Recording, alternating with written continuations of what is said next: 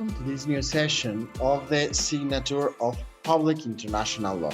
We are in the session number 7, and we are going to see the Unit 3, Sources of Public International Law, the Subunit 3.3, International Custom, General Principles of Law, Judicial Decisions, Doctrine, and Equity. The objective of this session is to know the sources of public international law, especially the international customs and general principles of law. Remember that when you finish this session, you will have to perform an activity where you will test all the knowledge that you have and the ability on this subject. That will be a concept map that will abord the customs, the general principles of law, the judicial decisions, the doctrine, and the equity. Do not forget to watch the add-on videos and read the readings of PDF, as well as use the Genially to study for your exam. Now, the topic that we are going to see today make us to learn about the concept of custom, which is a social phenomenon in which society repeatedly performs a behavior because it considers that it's obligatory, being the most spontaneously way that the human conglomerate must create a legal norm. Also, we have several elements for the customs: the objective elements and the subjective elements. The objective elements is the material element.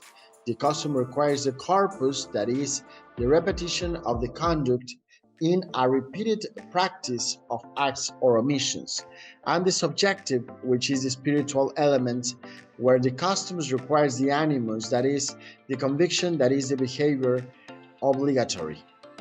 Also, we are going to analyze the concept of international custom in the Article 38 of the Statute of International Court of Justice, in which it is the proof of a practice generally accepted as law. The characteristics of the international customs as a source of law, according to Vallarta Marron: the acts or omissions of the organs of the states that may be part of international custom, the effects of codification of law, according to Jimenez Arechega and Vallarta Marron, which is that the law can be declarative, crystallizer, constitutive of generators, updaters, and repeals.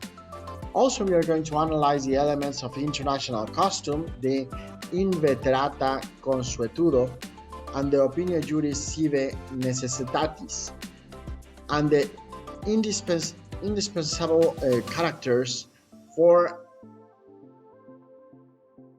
the existence of the international customs, the types of international customs according to the scope, the function of the general principles of law according to Schenck, the trends of the general principles of law according to the doctrine. We are going to analyze the general principles of law and how they guided jurists and the examples of these general principles of law. We are going to see the compilation of them by Max Sorensen, and also the compilation of them about Charles Rousseau. Finally, we are going to analyze the principle of ex aequo and bono. So, you know now which are the basic elements that we're going to see in this chapter.